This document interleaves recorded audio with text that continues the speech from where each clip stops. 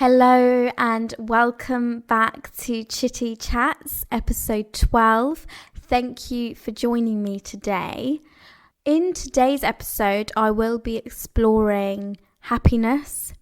What is happiness? What is your definition of happiness? What is my definition of happiness? And why is it important to be happy? The idea of this particular podcast episode derived from a Zoom call meeting I had last week with a few members of Lambeth Council. The head of the group, Edith, who is a librarian, introduced the book The Happy Depressive in Pursuit of Personal and Political Happiness by Alastair Campbell, and the book explores happiness on the level of social policy, media culture, economics, political theories, as well as from the perspective of an individual who suffers with depression and who measures his own happiness by, I quote, his happy days and his not so happy days. The definition of happiness by dictionary.com, well, there was a list of definitions. I chose 3 definitions from that list just to minimize it really.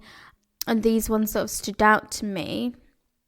The first was delighted, pleased or glad as over a particular thing. The second, characterized by or indicative of pleasure, contentment or joy.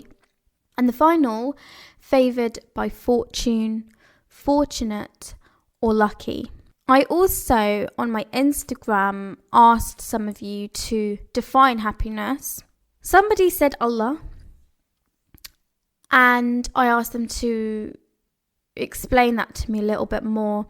And when they did, what I took from what they said was their happiness comes from their faith, essentially, and knowing that their life is in God's hands, regardless of what they go through, the hardships that they encounter, they know they will always be protected by their God, which I think was quite a beautiful thing.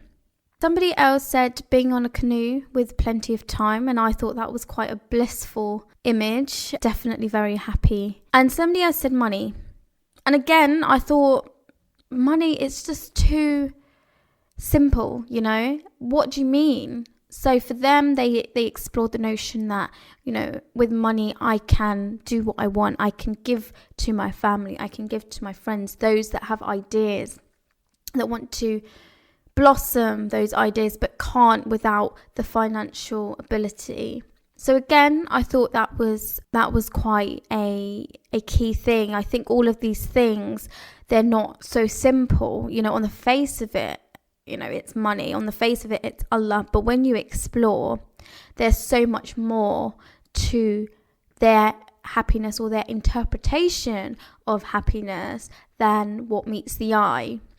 For me, one of the things that I mentioned in the group, mainly to sort of keep it lighthearted, was the amount that I laugh as a barometer for happiness. Although in hindsight now, I think that that's not always the case, because I could be laughing, I could be joking, and inside I could be unhappy.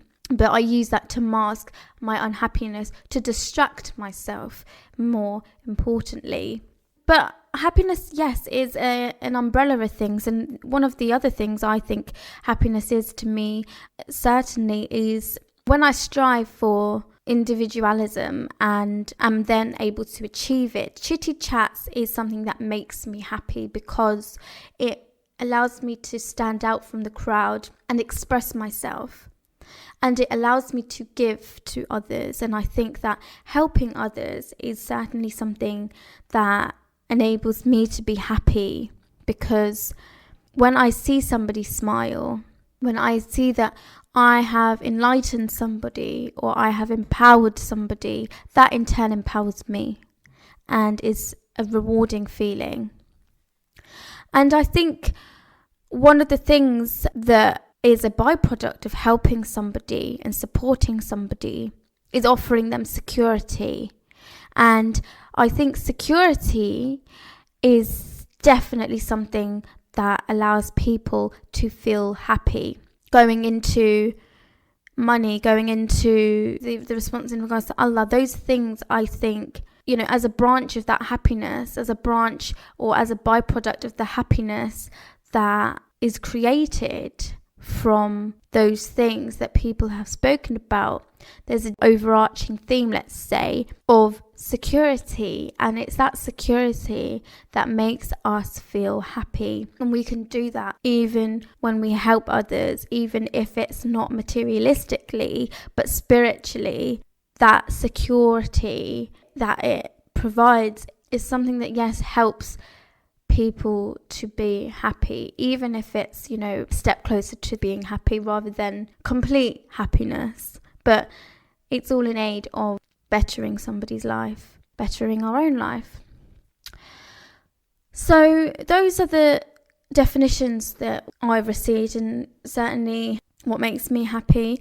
One thing that I want to reflect on, however, is when you're on a plane. This is a weird analogy, you might think, but I promise it's not for nothing. Now, when you're on an aeroplane, you take your seat, the plane is about to take off, and you get the air hostesses who then do a safety announcement, and they give you a presentation of what to do in an emergency. The key thing that I always take from this and always remember, and I think this can certainly be translated over into happiness in real life, is you must help yourself before you can help somebody else. How can I save you if I'm not saved?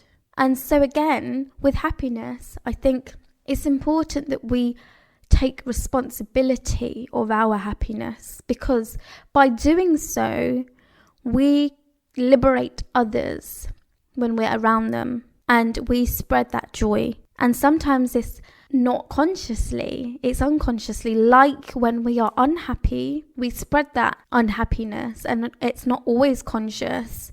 It's the same with happiness. So do please work on your happiness. And also, if you are around people that you love and that you care about, and you notice that they might be a little bit not as sociable as you might like, it could be that they are working on themselves. It could be that they are trying to strengthen themselves. So give them time.